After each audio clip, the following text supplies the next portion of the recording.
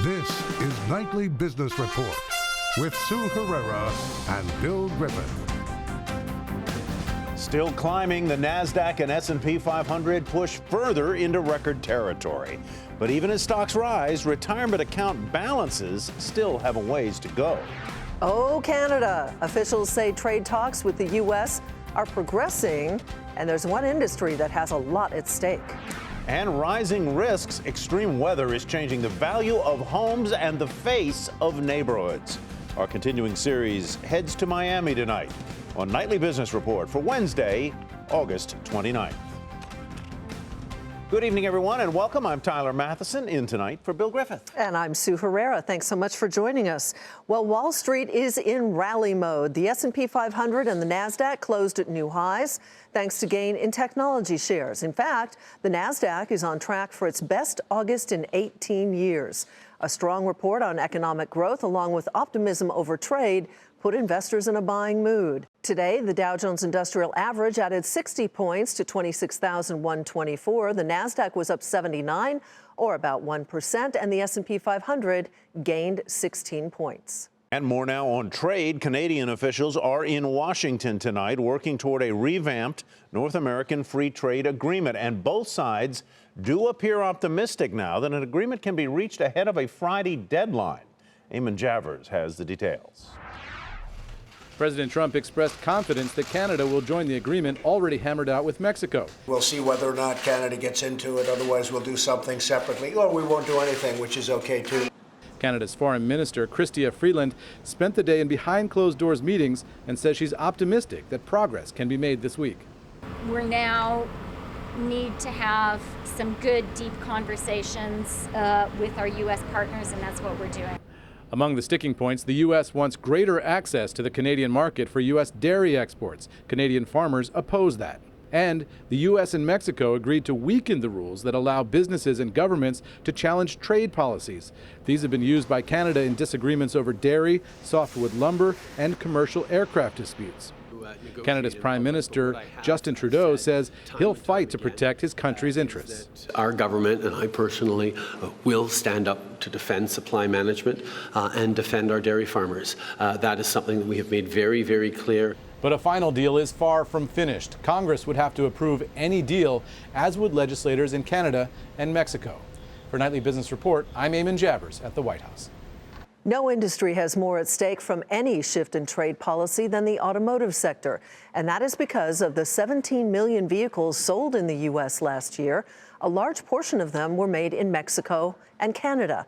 Here to talk more about the potential impact on the sector is Michelle Krebs, executive analyst at Cox Automotive. Welcome. It's nice to have you here tonight. Thanks for having me. It's hard to know exactly what the complete impact will be because we don't know all the details.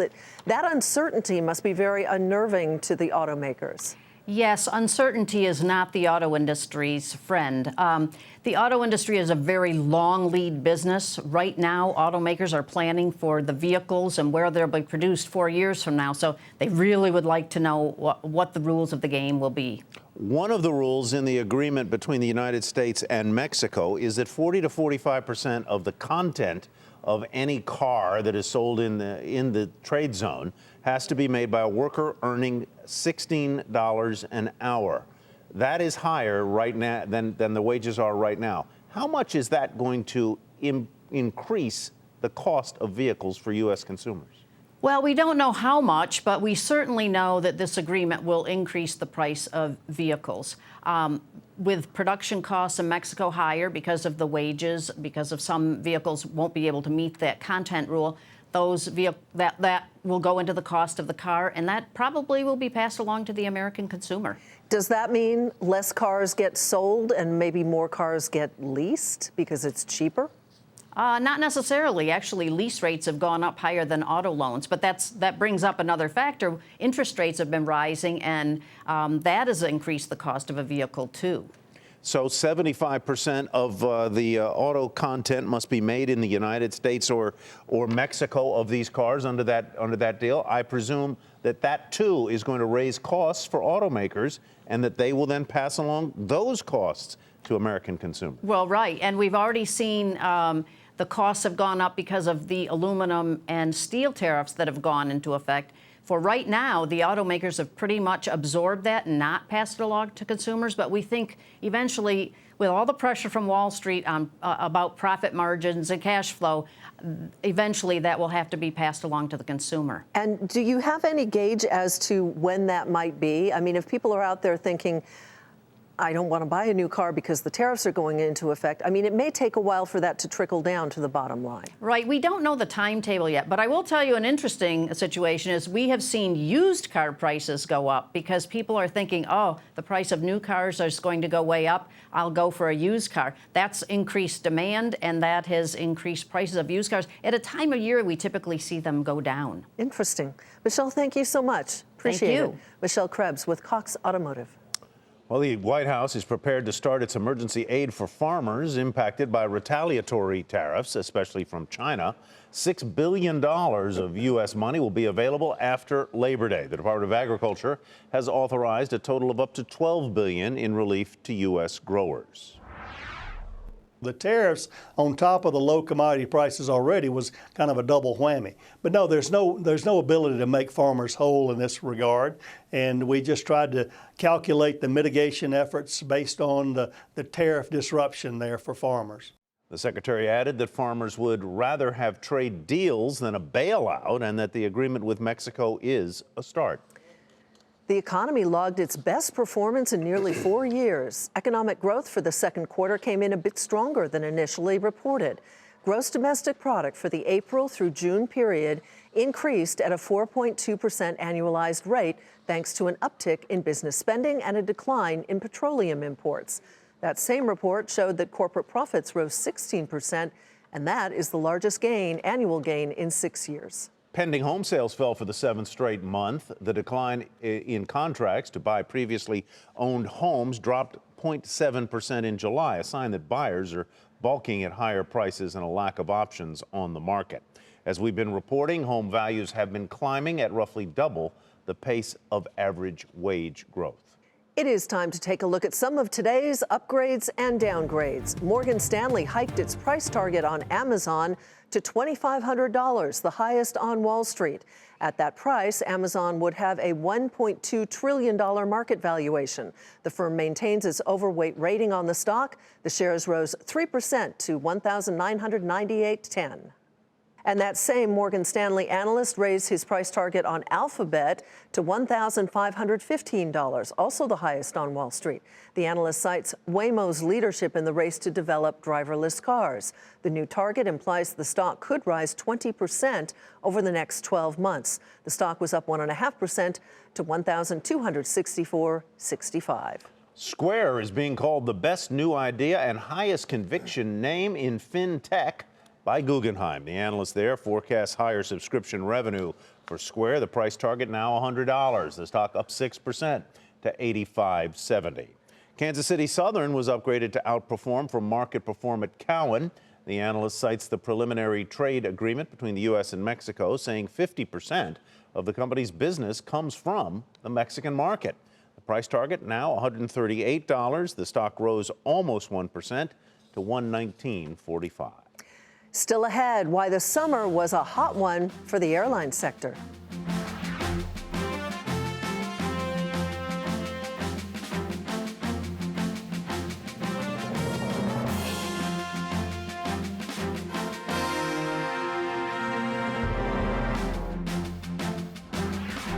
Ford's credit rating was downgraded a notch above junk by Moody's. The ratings agency warned that its rating could be cut further if the automaker doesn't make clear progress on its turnaround plan. Ford faces weakening profit margins in North America, softer business in China, and losses in South America and Europe. The rally in stocks has been broad, and some say the market is firing on all cylinders. But that's not necessarily translating into more savings for retirement. Bob Pisani explains. The markets are at new highs. How is your retirement fund doing? The good news is the value of retirement funds has risen as the market's risen. Both Fidelity and Vanguard have recently reported that the value of the average retirement fund rose in the last year. Here's the bad news. the results are still pretty dismal. Fidelity recently reported that the average 401k in their system was worth $104,000 in the second quarter, up 6% from a year ago. The average individual retirement account, or IRA, the balance increased to $106,900. That's a 7% increase. Hey, all this is good news, more money. And more companies are using auto enrollment in retirement accounts. That's helping investors save even more. Here's the bad news. We're still not saving nearly enough. At Vanguard, for example, the average 401k account for an investor 65 years and older is $209,984. Now, that sounds like a pretty good number, and it is, but there's a problem. The number is pulled higher by a small number of super savers and high-income earners. The median balance is what you want. Half have more and half have less. And here, the median balance among those 65 years and older is a measly $64,811. Now, average that out over 20 years. Most Americans are going to live into their 80s, for example. That's not a lot to pull out on a yearly basis. $3,000 or $4,000 a year? Well, why are the savings so low? Well, often it's because many participants don't contribute the full amount they are allowed to contribute. Indeed, many don't participate at all. It's incredible. Only 72% of eligible employees are enrolled in their employer's voluntary savings program. That's according to Vanguard. Given that most employers provide a matching contribution, it's like passing up on free money. The bottom line is investors cannot wait and hope a rising market will bail them out. We just all need to save more. For Nightly Business Report, I'm Bob Pisani at the New York Stock Exchange. So how can you amass more for retirement in your 401k plan? Reed Fresa is here with some tips. He's a wealth advisor at Highland Financial Advisors. I guess the two critical things here, Reed, are to start young as you possibly can, never miss a year, and number two, to obviously put in as much as you can, at least to get the full company match. Yes, if there is a match, yes, absolutely.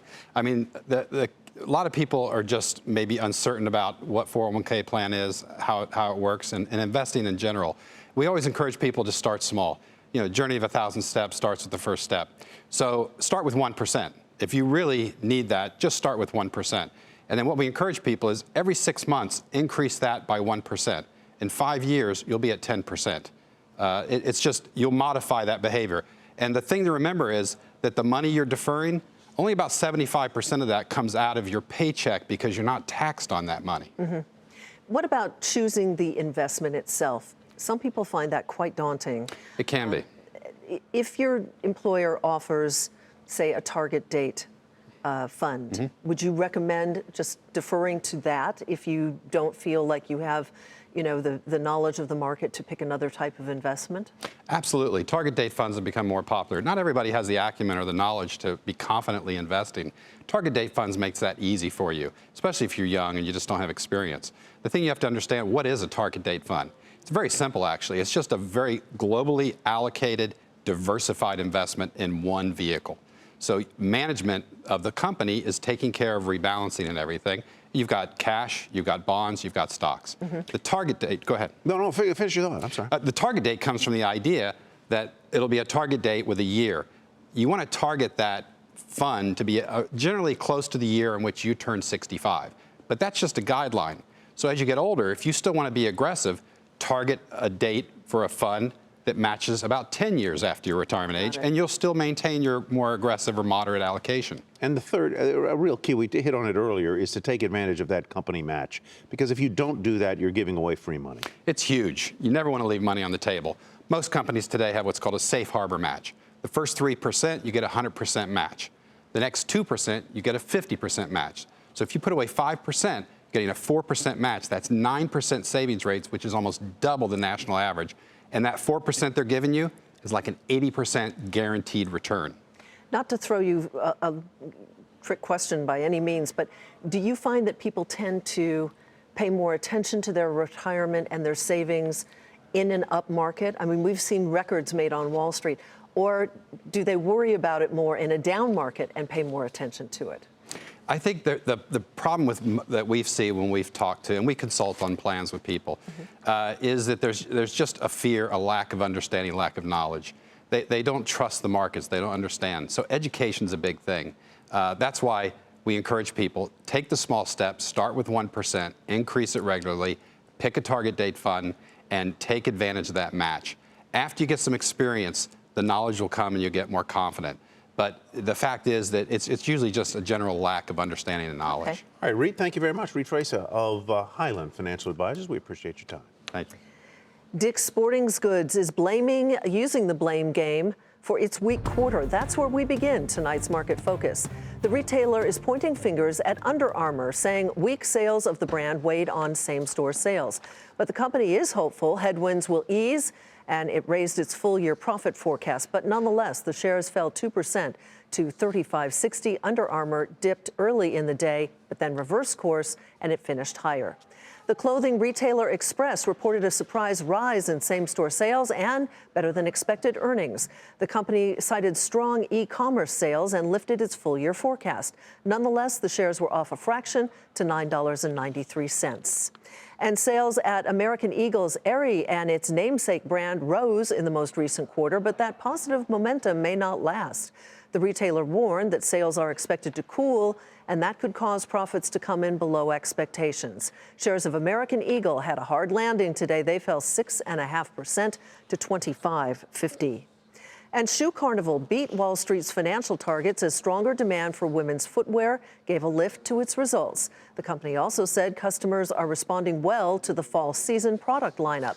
Shares of Shoe Carnival, a small-cap stock, ran up 13% to $41.74. A rise in international sales helped Movado grow earnings and revenue at a faster than expected clip. The watchmaker said its recently acquired Olivia Burton brand continues to perform very well. Movado also raising its 2018 profit and sales outlook. But it seemed investors wanted more.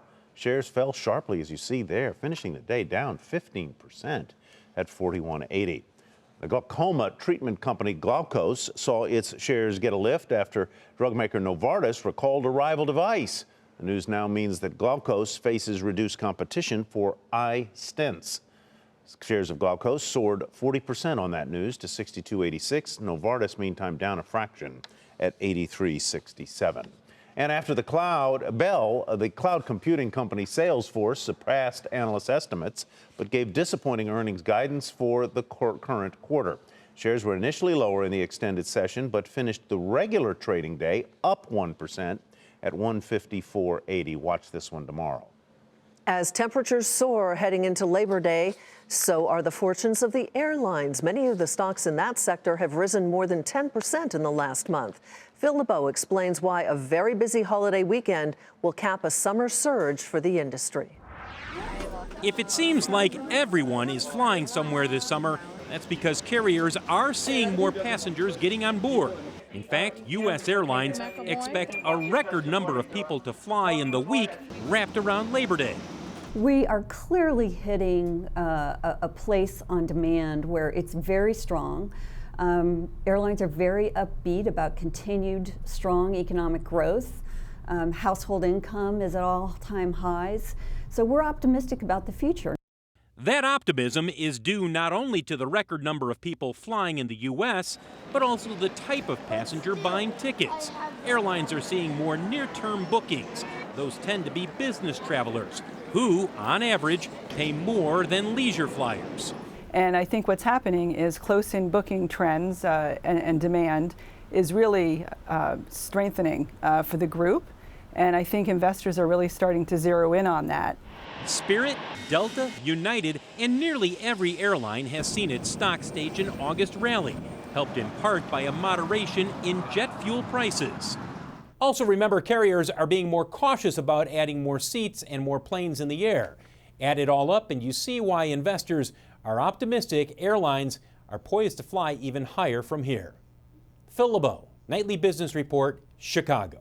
And from planes to another subject Phil covers, cars. Some good news finally for drivers. Gas prices are expected to drop soon. According to AAA, the national price of a gallon of gasoline will likely average $2.70 this fall. That is 14 cents less than current prices.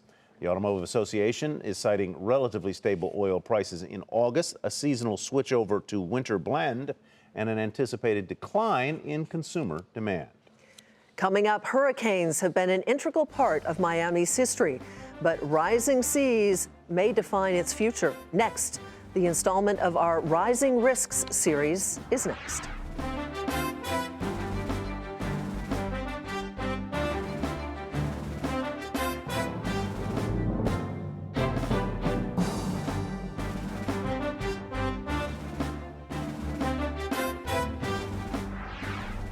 More than a dozen human rights groups are urging Google not to offer censored internet search in China. This amid reports that the company is planning to provide such a service. In a letter to Google's CEO, the groups asked the company to explain how it plans to safeguard users from censorship and surveillance. Amazon responds to Senator Bernie Sanders' accusations of poor working conditions in its fulfillment centers, calling the claims, quote, inaccurate and misleading. In a blog post, Amazon said it asked Senator Sanders and his team to tour one of its centers, and to date, he has not seen one. The senator has been saying that Amazon does not pay its lower-level employees a fair wage, and he recently issued a call for Amazon employees to share their experiences. Well, as we move into hurricane season once again, Morgan Stanley did an analysis of the sectors that are most impacted. They're the obvious beneficiaries like Home Depot and Lowe's, which typically see a sales boost as people repair property. But on the other end of the spectrum are some surprises. According to the report, PVH, the parent company of Calvin Klein and Tommy Hilfiger, tends to be negatively impacted in part because nearly a quarter of its stores are located in hurricane-prone areas. And the same, by the way, is true of Dunkin' Donuts. Remember Hurricane Irma? Well, it took a toll on Miami last year, even without a direct hit. It changed real estate development strategies and is reshaping local economies. Diana Olick has the latest installment of her continuing series, Rising Risks. This $25 million waterfront home is the epitome of Miami Beach paradise. But it is paradise at a price, because rising tides and increasingly extreme storms may already be lowering its value. In fact, this home, just 5 miles inland in Miami's Little Haiti, could actually be a better investment, according to a controversial new study. What we see here is a theory of climate gentrification. Harvard University's Jesse Keenan tracked the values of more than 100,000 single-family homes across Miami going back 45 years, and in a published study coined the term climate gentrification. So you're saying home prices are already falling 10% because of climate change? 10% to where they would have been had there not been climate change. Evidence, he says, that climate change is altering home values both on the coast and inland. What we found is that the higher elevation properties are essentially worth more now, increasingly, will be worth more likely in the future. Because multiple predictions like this one from Climate Central are dire. The ocean overtaking vast swaths of Miami in just the next few decades. Precisely, Keenan argues, why climate gentrification, that is, wealthier investors displacing low-income residents in high-elevation neighborhoods, is already happening in Little Haiti. Fabiola Florenville is a real estate investor and community activist in the area. All the community sees is just new people buying up properties, raising their property values and property taxes, pricing them out. On this street, most of the homes are valued around $100,000, but this home, renovated by an investor, is listed for sale at $559,000. Its value has almost doubled in just the last 3 years, and the neighborhood around it is upgrading as well. You have long-time commercial tenants who have been here for 10, 15, 20 years, and new investors and developers no longer want their rent checks. Why? Because now they're redeveloping it. Part of what's behind the gentrification here is just the current trend toward urbanism. But it is also scenes like this from last year. Miami narrowly missing a direct hit from Hurricane Irma. Valuable new properties in the heart of its growing downtown were underwater. I would say water for a firm like ours is becoming a decision maker as it relates to strategies for investment. Miami native David Martin is president of Terra Group, a commercial and residential developer. He just finished a luxury waterfront condo and is building more next door. He claims these towers will actually help protect Miami from water. We look at areas that are on the beach and along the coast, and we say, well, how can we fortify these buildings? How can we create incremental tax revenues from these areas along the beach or along the coast and start reinvesting that incremental tax dollar into the infrastructure in order to make those neighborhoods more resilient? Miami is already investing nearly $200 million into resilience, installing pump stations and upgrading its infrastructure. Miami Beach is on track to spend twice that, raising sidewalks and seawalls. The money is coming from new bonds, voters raising their own property taxes to protect their property. But Martin is also starting a new project here on much higher ground, a $162 million residential and commercial development on 5 acres adjoining a metro rail station. Are you hedging your bets? I think there's opportunities in both areas. Because while values are rising up here, demand is still high on the coast. Real estate agent Danny Hertzberg doesn't fully buy the climate gentrification thesis, but admits his clients are more wary of rising water. The main change I see is that people are a lot more focused on new construction, modern homes, because the newer homes with our new code, they're at a higher elevation. So that's been a change, but I don't think people are going to give up the beauty of living on the water. For Nightly Business Report, I'm Diana Olick in Miami. To read more about Diana's story on climate change and real estate, in Miami specifically, you can head to our website, which is nbr.com. And before we go, let's take another final look at the day on Wall Street, and it was a happy one. The Dow added 60 points to 26,124. Nasdaq up 79, about 1% to a record.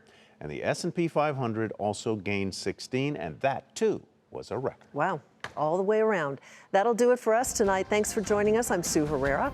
And I'm Tyler Matheson. Thanks from me as well. Have a great evening, everybody, and we'll see you right back here tomorrow night.